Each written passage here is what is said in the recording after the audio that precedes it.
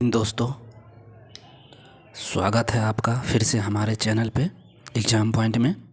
हम लोग फिर से एक वीडियो को लेके आए हैं। यह वीडियो इंग्लिश लैंग्वेज संबंधित है। अभी जस्ट अगले महीने, शायद अगले महीने ही बिहार सिविल कोड प्यून का एग्ज़ाम होने जा रहा है, जिसमें 15 मार्क्स इंग्लिश के पूछे जाएंगे। आज हम लोग इंग्लिश के 15 क्वेश्चन को एक सेट के रूप में देखेंगे। वीडियो बड़ा नहीं होगा, वीडियो पर पूरा अंत तक बने रहना है आप लोगों को। सारे वीडियो ऑलरेडी अपलोड से हमारे प्ले लिस्ट पर उसमें जाकर आप देख सकते हैं। इंग्लिश के यहाँ 15 क्वेश्चन होंगे जो प्यून संबंधित ऑलरेडी क्लर्क एग्ज़ाम हो चुका है।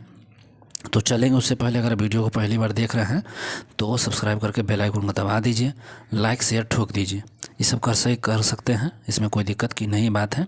तो चलेंगे क्वेश्चन पर बिना देर किए हुए। तो क्वेश्चन नंबर मेरा सीधे 36 सेट्स हैं, 15 क्वेश्चन होंगे इंग्लिश के जो लोग देखेंगे। जहाँ एक्सप्लेनेशन की ज़रूरत होगी वहाँ हम उसको फिर एक्स्ट्रा रूप से बताया जाएगा। तो देख सकते हैं 36 नंबर क्वेश्चन ही है मेरे पास है। Select the most appropriate synonym of the given word. तो देख सकते हैं select the most appropriate synonyms of the given words. देखिए सिनोनिज्म का अर्थ क्या होता है, पहला तो ये देखते हैं सिनोनिज्म का अर्थ क्या होता है। पर्यायवाची, इसको हिंदी में हम पर्यायवाची शब्द करते हैं। हिंदी में भी हम ऑलरेडी बताए हैं, आप उस वीडियो को भी पूरा जाके देखिए। Hindi sessions, Hindi practice set already upload है, उसे देखिए। तो सिनोनिज्म का मतलब होता है पर्यायवाची, माने समानार्थक। हमारे साथ वर्ड क्या है सर, तो देखते हैं ना, कंडन दे सकते हैं, ठीक है, कंडन। तो देखते हैं ये वर्ड है और इसका पर्यायवाची क्या हो जाएगा, ठीक है सर। देखिए कंडन मतलब होता है सर माफ़ करना। इसका मतलब क्या होता है सर, माफ़ करना, माफ़ करना होता है इसका अर्थ, ठीक है। कंडन का मतलब इसका सिनोनिम इस प्रकार हो, माफ़ करना को ना क्या, फॉर गिवन। देखिए सीधा सीधा आंसर आप हम लोग को आ गया, फॉर गिवन, एक इज द करेक्ट। हिंदी जब समझ में आ जाएगा ना सर तो इंग्लिश ऑटोमेटिक आपको पकड़ लीजिएगा। पहले कंडन का मतलब होता है यह सर माफ़ करना, तो फॉर गिवन का भी होता है सर माफ़ करना। एक्सक्यूज, इग्नोर, ये सब क्या है, ये सब इसी का फॉर गिवन का ही है, ये सब का सिनोनिम है, पर्यायवाची है। अब बाकी ऑप्शन सब देख सकते हैं। हाँ, रिजॉइस दे सकते हैं, रिजॉइस का मतलब होता है आनंद। पनिश का मतलब है दंडित करना, और स्कॉल्ड का मतलब होता है सर फटकारना, डांटना, ठीक है। आगे चलते हैं 37 नंबर पे। तो select of the most appropriate synonym of the, इसको देखिए सिनोनिम भी कह सकते हैं, सिनोनिम भी कह सकते हैं। तो जो आप कह सकते हैं अपनी भाषा में बोल सकते हैं। इंग्लिश वर्ड है, प्रोनाउंसिएशंस का कुछ भी थोड़ा सा आगे पीछे हो सकता है, उसके लिए आप एडजस्ट कीजिएगा। तो जो सिनोनिम है इसका भी देखते हैं। और वर्ड कौन सा हमारे पास 37 में, तो रिलीज है सर, रिलीज। मेरे पास रिलीज का सिनोनिम मतलब पर्यायवाची ही बताना है, पर्यायवाची रिलीज का हमको बताना है। तो रिलीज मतलब क्या होता है सर, मुक्त करना, छोड़ देना, कोई चीज़ पकड़े उसको छोड़, मुक्त करना। तो इसका सिनोनिम इस प्रकार क्या होता है, तो मुक्त करना का सेम क्या हो सकता है, ऑप्शन देख सकते हैं, होल्ड, फ्री, कैप्चर, स्किप। तो फ्री सर, फ्री मतलब क्या, छोड़ दिए, तुमको फ्री कर दिए, आज़ाद कर दिए, फ्री। लेट गो, रिलीज का ये सब क्या होता है, स्वतंत्र का। लेट्स गो मीन क्या, लेट्स गो, गो स्वतंत्र, आपको जा सकते हैं। तो ये सब है 37 का बी द करेक्ट आंसर हो जाएगा। आगे चलते हैं सर 38 पे। Select the most appropriate meaning of the given idiom. देखिए इसको या तो ईडोडिज्म कह सकते हैं, या हम लोग इसको बोलते हैं ईडोयोम, ईडोयोम बोलते हैं। ईडोयोम का मतलब क्या है, पहले इसको समझिए। ईडोयोम का मतलब क्या है, देखिए अनेक जो इसका मतलब ही होता है मुहावरे। जो एक बड़ा मुहावरा होता है उसके शॉर्ट फॉर्म को आइडोडोम कहते हैं या ईडोडिज्म कहते हैं। ईडोडिज्म, आइडोडोम ही इसको बोलिए। तब अनेक जो मुहावरा होते हैं जो बड़े होते हैं उसको एक छोटे से वर्ड में लिखने का। तो हमारा यहाँ पर सर छोटा सा वर्ड लिखा हुआ है 38 में, देख सकते on the back burner, on the back burner, ये हमारा वर्ड। इसका क्या मीनिंग होगा, इसका क्या एक बड़ा सा एक्सप्लेनेशन होगा, उसको यहाँ पर हमको बताया गया है। तो क्या होगा आप बता सकते हैं, 38 का बताइए, सोचिए। आपके पास ऑप्शन यहाँ है, 4 ऑप्शन यहाँ दिख रहे हैं स्क्रीन पे, बता सकते हैं। तो इसका सब करेक्ट आंसर हो जाएगा पहला में क्या है देख सकते हैं, to temporarily not deal with some matter because it is not urgent. तो ऑन द बैक बर्नर, समझ रहे हैं, ऑन द बैक बर्नर इसका अर्थ क्या है सर, कम प्राथमिकता होना। ऑन द बैक बर्नर आयोडोम का जो अर्थ होता है कम प्राथमिकता होना। तो इसका जो एक्सप्लेनेशन बड़ा सा मुहावरा हो जाएगा यही, to temporarily not deal with some matter because it is not urgent. तो 38 का ए द करेक्ट आंसर। चलिए सबको 1 से 2 बार आप लोग रिपीट कीजिएगा, वीडियो को देखिएगा, आपको समझ में और अच्छे से आएंगे। जो भी इसकी तैयारी कर रहे हैं उनके लिए बहुत महत्वपूर्ण है, लाभप्रद है। शेयर कर दीजिएगा, जितना हो सके लाइक ठोकिए। 39 नंबर देखिए, select the most appropriate opinion to fill in the blanks, जो खाली जगह उसको हम भरना है, अप्रोप्रिएट है, इसको खाली जगह को हमको भरना है। तो ठीक है, तो द किंग ऑफ 10, देखो जो सेंटेंस क्या है, लाइन क्या है, देख सकते हैं sentence, the king of 10 went on A hunting dash in the nearby forest. Forest, तो देख सकते हैं इसका ऑप्शन बताइए, 4 का ऑप्शन से आपके सामने, बताइए इसका आंसर क्या हो जाए। तो देखिए इसका 39 में जो सही शब्द है ना, इसका जो आपको दिया गया है उसका भी मीनिंग लगता है, इसका हो जाएगा एक्सपेंडेंसन हो जाएगा, बी द करेक्ट आंसर। ठीक सर, बी द 39 का बी ये द करेक्ट आंसर हो जाएगा। एक्सपेंड माने अभियान, यात्रा लिया जाएगा, इस शब्द का प्रयोग इन अर्थों में ही किया गया। एक्सपेंडेंस, ये जो पूरा लाइन है इसका ही hunting expend in the nearby forest. तो यह है a long journey for a special purpose, ये सब तो नहीं, a short journey in on the max for bellows. ठीक है, तो चलिए अब हम लोग 40 नंबर क्वेश्चन पे आते हैं। तो देखिए 40 नंबर आपके सामने क्वेश्चंस हैं, वीडियो बस थोड़ा बड़ा नहीं होगा, 10-12 मिनट के होंगे। क्वेश्चन देख सकते हैं। 40 नंबर क्वेश्चन क्या है sir, read the sentence carefully and find the grammatical error if any. तो आपके पास इसमें एरर खोजना है, जो आपका एक सेंटेंस है उसमें एरर क्या है वही है। If there no error your answer will be D. तो आप हमारे देखिए यहाँ सेंटेंस है, उसी में एरर खोजना है, ऑप्शन भी वहीं ऐड रहते हैं। सेंटेंस क्या है, वी नीड टू, ए हो जाता है, we need to replace all the old furnitures. तो ए में वी नीड टू है, ए तक है, रिप्लेस ऑल बी तक है, और द ओल्ड फर्नीचर सी तक है, और नो एरर आपके यहाँ डी में है। तो देख सकते हैं यहाँ 4 है, मैंने 4 लकीर भी डाले हैं। तो इसमें एरर आपको बताना है। 40 नंबर क्वेश्चन में क्या है सर, आपको एरर बताना है। तो देख सकते हैं we need to replace all the old furnitures. सोचिए, थोड़ी सी थिंकिंग करने। फर्नीचर, एक देखिए फर्नीचर क्या है लिखा है, फर्नीचर्स लिखा है, देख सकते हैं एरर हमको मिल चुका है सर। द ओल्ड फर्नीचर होना है कि फर्नीचर्स लिख दिया है सर। तो फर्नीचर्स एक अनकाउंटेबल नाउन है ना, इसको गिन नहीं सकते, बहुवचन इसे आती है, यहाँ पुरलर नहीं बनाया जाता, इसको पुरलर जो बना दिया है ये ऐसे, ये गलत है सर। जो फर्नीचर है अनकाउंट, इसको गिन थोड़ी सकते, लकड़ी को गिन, अनकाउंटेबल नाउन है और इसको इसने पुरलर बना दिया है। तो इसी पर फर्नीचर के बदले सिर्फ फर्नीचर होना चाहिए, ऐसा नहीं होगा। तो हमारा सी इज द करेक्ट आंसर मिल गया सर। तो द ओल्ड फर्नीचर होगा, नॉट फर्नीचर्स। तो 40 का हमारा सी मिल चुका है। ठीक है, आगे चलते हैं 41 पे। 41 देखिए sir, read the sentence carefully and the find the grammatical error if any, there is no error your answer will be D. तो वही है क्वेश्चन हमारा, यहाँ भी एरर निकालना है। देखिए सर सेंटेंस आपके सामने है 41 में, they went stretched to be place and क्या लिखा हुआ है, returned back soon, no error D. तो यहाँ तक आपका ए है, ये बी आपका आता है, ये बी, और उसके बाद ये सी है एंड ये डी है। तो आपका आंसर डी होगा कब, जब कोई एरर नहीं है। तो went strength to be place and returned back soon. तो इसमें आप देख सकते हैं, गौर से सोचिए।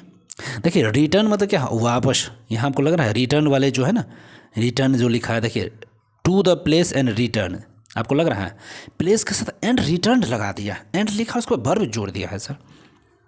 रिटर्न मतलब वापस लौटना के साथ बैक का प्रयोग गलत माना जाएगा। तो रिटर्न के साथ जो बैक का प्रयोग है वही गलत माना गया है। तो रिटर्न के साथ यहाँ देखते पूरा लाइन में रिटर्न से बैक सून, सिर्फ रिटर्न सून होना चाहिए था, लेकिन बैक लगा दिया है ये। तो सी द करेक्ट आंसर हो हमारा, यहाँ मिल गया एरर 41 का सी। चलिए आगे चलते हैं 42 में क्या है, select the opinion that expression the given sentence in active voice. अब एक्टिव वॉइस यहाँ सर बताना है, बहुत एक क्वेश्चन तो यहाँ सर कन्फर्म है, यहाँ एक क्वेश्चन तो आ ही जाते हैं। तो हमारा यहाँ एक्टिव वॉइस क्या हो जाएगा, थोड़ा मैं और ऊपर कर रहा हूँ इसको। एक्टिव वॉइस यहाँ देखिए सर क्या आ जाएगा, तो देख सकते हैं लेट द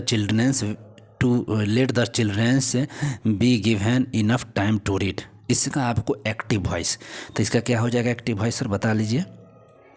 देखिए पेसिव वॉइस लेट टू, देखिए यहाँ पेसिव वॉइस कर रहा है, एक्टिव वॉइस, इसको हमको क्या बनाना है, active voice, opposite of present given sentence in active voice. तो इसको कन्वर्ट करिए। तो देख सकते हैं the let children to be given enough time to read, क्या हो जाएगा। तो इसका सर आंसर जो है ना सर, सी आंसर है। तो लेट में देख सकते हैं लेट द टाइम, पूरा let the time given enough children to read. तब नहीं, लेट तो है ही नहीं, लेटस टू तो उससे तो वो भी हो जाता, सॉरी ये आपका आंसर हमारा let's to give the children enough time to read, इसका सर आंसर की है ही नहीं, 42 का आंसर ही नहीं दिया है। लेट टू बी हाँ, इसका आंसर बी हो जाएगा sir, given the children enough time to read. देखते यहाँ देख सकते हैं, गिव है तो given the children enough time to read, इसका 42 का बी हो जाएगा, ठीक है। क्योंकि एक्टिव वॉइस V1 के प्रारंभ होना चाहिए था, अर्थात जो given the children enough time to read होना ही चाहिए। जैसे पेसिव वॉइस लेट आया, उसके बाद objective plus 2B plus V3 का प्रयोग होगा, सीधा सीधी है। चलिए 43 पाइए sir, select the option that can be use as a one situations word और गिवन। यहाँ एक सिचुएशंस वर्ड देना है, मैंने use one word substitutions word for given group of the word, मैंने पूरे के लिए एक वर्ड चूज करना है। तो वो सेंटेंस क्या है, एक गिवन स्पेस टाइम और पोजीशंस, इसके लिए एक वर्ड क्या है बताइए आप लोग। एक गिवन स्पेस टाइम और पोजीशन, इसके लिए क्या हो जाएगा, तो इसके लिए सर स्लॉट है, इसका आंसर क्या हो जाएगा, slot, see the correct answer हो जाएगा। स्लॉट का मतलब निर्धारित स्थान या समय, तो गिवन ए प्लेस एक जगह, टाइम और पोजीशन, सही बात है। इसके लिए एक स्लॉट शब्द का प्रयोग होगा, वन सब्स्टिट्यूशन वर्ड के लिए लिखना, मैंने इन सारे के लिए एक वर्ड होना चाहिए इसकी जगह। अगला भी देख सकते हैं sir 44, select the incorrectly spelled word, तो इनकरेक्ट जो वर्ड है उसको यहाँ पर चूज करना है 44 में, ठीक है, इनकरेक्टली वर्ड को। तो देख सकते हैं आपके सामने ऑप्शंस हैं, बताइए क्या हो जाएगा आंसर। तो इसका direct answer sir select incorrectly government है, GOVER गवर्नमेंट, इनकरेक्टली, करेक्ट ने इनकरेक्टली, ठीक है, स्पेस वर्ड बताया जा रहा है। तो जो सही है इनकरेक्टली तो गवर्नमेंट है, बाकी सब क्या है सर गलत हो जाएगा, ठीक है। बाकी सारे जो है ना, जैसे देखिए गवर्नमेंट जो है स्वादिष्ट भोजन पसंद करना, गवर्नमेंट ये हो जाएगा। एंड इसका हो जाएगा रेसफुल, इसका क्या मीनिंग होता है सर, सुखद। और ग्रेसियस जो इसका मीनिंग हो जाता है दयाशील, ठीक है। तो 44 का D is the correct answer हो जाएगा। चलिए 45 को देखिए, सेलेक्ट द मोस्ट अप्रोप्रिएट एंटोनिज्म। देखिए सैनोनिज्म देखे थे, एंटोनिज्म का मतलब क्या होता है, बिलोम। एंटोनिज्म का मतलब ही होता है सर बिलोम, इसका मीनिंग थोड़ा सा पहले समझ रखिए, इसे भी पकड़ लीजिएगा। तो वर्ड का आपका क्या है, फास्टेन, वर्ड है फास्टेन, और फास्टेन का बिलोम क्या हो जाएगा 45, फास्टेन का बिलोम क्या हो जाएगा सर, फास्टेन का बिलोम हो जाएगा सर रिलीज। देखिए फास्टेन में क्या, जकड़ना, बांधना, पकड़ लिए, तो उसका रिलीज में क्या है, छोड़ना, रिलीज में तो छोड़ना। अनफास्टेन हो जाएगा, अनलॉक हो जाएगा, ठीक, जिसको लॉक कर दें उसको अनलॉक करेंगे, रिलीज करेंगे, ठीक। चलिए तो 45 का ए हो गया। 46 पर था सेलेक्ट द मोस्ट अप्रोप्रिएट एंटोनिज्म भाई विलोम फिर आ गया सर, विलोम खोजना है यहाँ। वर्ड है सर रेडी, हाँ रिसीड, रिसेट कह सकते हैं, रिसीड। तो इसका रिसेट का मतलब ही होता है सर, रिसेट का ही मतलब होता है पीछे हटना, कम होना। तो इसका एंटोनिज्म मतलब विलोम क्या हो जाएगा सर, अब पीछे हट रहे हैं तो बढ़ना, आगे बढ़ना। तो क्या इसका हो जाएगा, enlarge, B is the correct centre, आगे बढ़ना, एडवांस आगे बढ़ना, इंसेंसिटी, ये सब क्या होता है, इसका विलोम है। तो 46 का B is the correct answer हो जाएगा। चलिए 47 पाइए, सेलेक्ट द पहले मैं आपको ले आया हूँ, select the option that can be use an a word situations for the given word of words. तो इसका ऑप्शंस देख सकते हैं, the belief that people can not change और अवॉइड डेट हैप्पीनेस। तो देख सकते हैं the believe that people can not change और अवॉइड व्हाट, हैप्पीनेस। तो इसका मीनिंग क्या आ जाएगा, 47 का आप देख सकते हैं। देखिए सच मतलब एक पूरा एक वर्ड है, एक मुहावरा समझिए, और इसका एक वर्ड होना चाहिए, अनेक पूरे लाइंस का एक वर्ड होता है, अनेक वर्डों का एक वर्ड, वन सब्स्टिट्यूशन वर्ड आपको खोजना है 47 में। तो इसका सही आंसर हो जाएगा सर फलाटिज्म, हाँ फातालिज्म कह सकते हैं इसको, ठीक है, फाटालिज्म। तो 47 का यहाँ पर बी इन करेक्ट आंसर हो जाएगा, the belief that people can not change और अवॉइड व्हाट हैप्पीनेस, ठीक है। तो फाटालिज्म हो जाएगा, भाग्य पर भरोसा करने का सिद्धांत, यही हो इसका मतलब होता है। फैतलिज्म हो जाता है, फैतलिज्म जो भाग्य पर भरोसा करते हैं फैतलिज्म कहलाते हैं। 48 देखते select the option that express the given the sentence in correct speech. देखिए नारेशन आ गया सर, नारेशन तो आप लोग को मालूम ही है। तो नारेशन देखिए उसको बनाना है इनकरेक्ट स्पीच के लिए, the garden said these rose will be bloom early, the garden said these rose will be bloom early. बताइए सर इसका क्या आंसर हो जाएगा। देखिए डायरेक्ट को इनडायरेक्ट स्पीच में परिवर्तित करना होता है, ठीक है, हाँ डायरेक्ट द नारेशन जो है, नारेशन को डायरेक्ट माने डायरेक्ट एक्टिव वॉइस को डायरेक्ट पेसिव वॉइस में उसमें आपको डेट का प्रयोग करना होगा। यहाँ पर पहला तो क्या होता है, डेट का प्रयोग करेंगे। यहाँ पर क्या करेंगे, दीज को दोज बनाएंगे। जो दीज है इसको हम क्या करेंगे, दोज बनाएंगे। तो देख सकते हैं, पहले मैं थोड़ा और ऊपर लाता हूँ, वर्ड के साथ नरेशंस देखेंगे। तो यहाँ पर हमको करना क्या है सर, सीधा सीधे हमको समझिए करना क्या है। रुकिए थोड़ा और मेन फ्रंट पर लाएंगे तब इसको पता चलेगा हम लोगों को।